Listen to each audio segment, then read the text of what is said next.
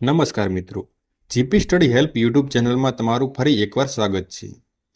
હમણાં થોડા ટાઈમ પહેલાં આવેલી પોલીસની ભરતીમાં તમે ફોર્મ તો ભરી દીધા હશે અને મન લગાવીને તૈયારી પણ કરતા હશો। કોઈ મિત્રો જૂની તૈયારીવાળા હશે કે જેમણે અગાઉની ભરતીમાં પરીક્ષા આપેલ હશે પણ થોડા માટે રહી ગયા હોય, અને ઘણા મિત્રો નવા હશે જેમણે આ પહેલી ભરતી હશે। તો મિત્રો, આજના આ વિડીયોમાં આપણે એવી માહિતી વિશે વાત કરવાના છીએ જે જૂની તૈયારી કરતા મિત્રોને તો જાણ હશે, પણ નવી તૈયારી કરતા મિત્રો આ માહિતીથી અજાણ હશે કે જેમના માટે આ બધું નવું હશે। તો મિત્રો, આજના આ વિડીયોમાં આપણે પોલીસ ભરતીમાં ફોર્મ ભરવાથી લઈને ઓર્ડર મળે ત્યાં સુધી વચ્ચે શું પ્રોસેસ થતી હોય તેના વિશે વાત કરીશું।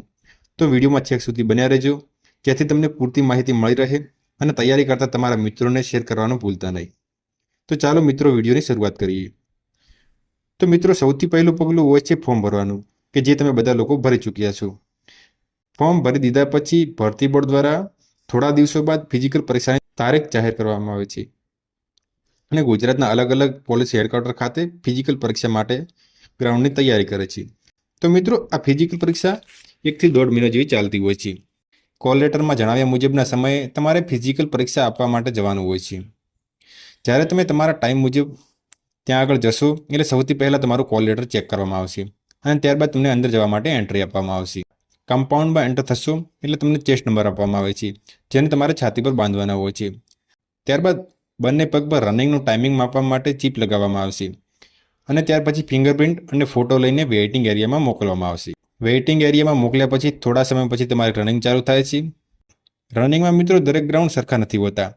કોઈ ગ્રાઉન્ડમાં 12 ચક્કર હોય છે તો કોઈ ગ્રાઉન્ડમાં 13 ચક્કર લગાવવાના હોય છે।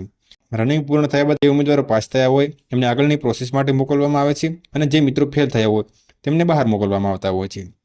ત્યારબાદ જે મિત્રો પાસ થયા હોય તેમને ચેસ્ટ અને ઊંચાઈ ચેક કરવામાં આવતી હોય છે અને આ બધામાં પાસ થાય એ મિત્રોને પાસ થયાનો સિક્કો મારી અને સહી કરીને છૂટા કરવામાં આવતા હોય છે।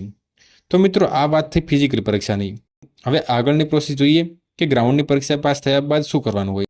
તો મિત્રો, ગ્રાઉન્ડ પાસ કર્યા બાદ થોડા સમય પછી ગ્રાઉન્ડમાં પાસ થયેલા અને ફેલ થયેલાની યાદી જાહેર કરવામાં આવે છે। જેમાં તમને કોઈ પ્રોબ્લેમ લાગતો હોય તો તમે ભરતી બોર્ડનો સંપર્ક કરી શકો છો। આગળ મિત્રો, ફિઝિકલ પરીક્ષામાં પાસ થયેલા ઉમેદવારોને લેખિત પરીક્ષાનું આયોજન કરવામાં આવે છે। આગળની પરીક્ષા કરતાં આ વખતની પરીક્ષામાં આખી પેપર સ્ટાઇલ બદલી દેવામાં આવી છે। જ્યારે પહેલાંની પરીક્ષામાં 100 ગુણનું એક જ પેપર આવતું, જેમાં 2 કલાકનો સમય આપવામાં આવતો હતો, તેની જગ્યાએ નવી પેપર સ્ટાઇલ મુજબ 2 પેપર આપવાના થશે, જેમાં પેપર 1 80 ગુણનું અને પેપર 2 120 ગુણનું, અને 2 કલાકની જગ્યાએ 3 કલાકનો સમય આપવામાં આવ્યો છે।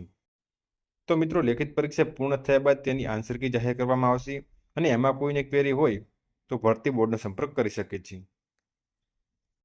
ત્યારબાદ આ બધું પૂર્ણ થયા પછી બધાના ગુણ જાહેર કરવામાં આવશે અને ત્યાર પછી ડોક્યુમેન્ટ વેરિફિકેશન માટેનું લિસ્ટ જાહેર કરવામાં આવતું હોય છે। ડોક્યુમેન્ટ વેરિફિકેશનમાં કોલ લેટરમાં જણાવ્યા મુજબ ડોક્યુમેન્ટ વેરિફિકેશન માટે જવાનું હોય છે। જ્યારે ડોક્યુમેન્ટ વેરિફિકેશનમાં જાઓ ત્યારે તમારી પાસેથી કેડર સિલેક્ટ કરવાનું ફોર્મ ભરવામાં આવે છે, જેમાં તમારે તમારી પસંદગી મુજબનું કેડર સિલેક્ટ કરવાનું હોય છે।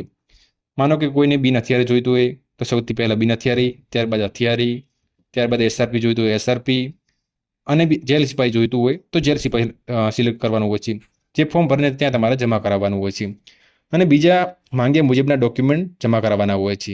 જો કોઈ મિત્રોને ડોક્યુમેન્ટમાં ભૂલ હોય તો તેમને થોડો સમય આપવામાં આવતો હોય છે અને તે સમય મર્યાદામાં જઈને ડોક્યુમેન્ટ જમા કરાવવાના હોય છે।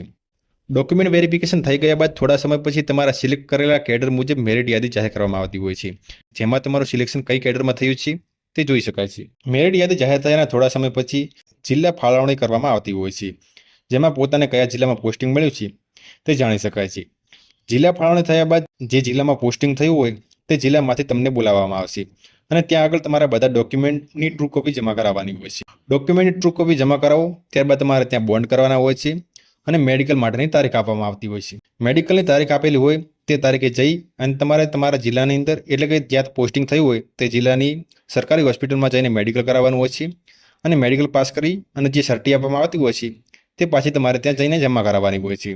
તમે મેડિકલ સર્ટી જમા કરાવો ત્યાંના થોડા દિવસો બાદ તમને તમારો ઓર્ડર આપી દેવામાં આવતો હોય છે અને ઓર્ડરમાં જણાવ્યા મુજબની તારીખે તમારે પોસ્ટિંગની જગ્યાએ હાજર થવાનું હોય છે। તો મિત્રો, આ હતી ફોર્મ ભરવાથી લઈને પોસ્ટિંગ સુધીની સફર, જે માહિતીને મેં તમારા સુધી પહોંચાડવાની કોશિશ કરી છે। જો તમને વિડીયો સારો લાગ્યો હોય તો વિડીયોને લાઇક અને આવા બીજા વિડીયો જોવા માટે અમારી ચેનલને સબસ્ક્રાઇબ કરવાનું ના ભૂલતા। તો જય હિન્દ મિત્રો, ફરી મળીશું એક નવા વિડીયોમાં।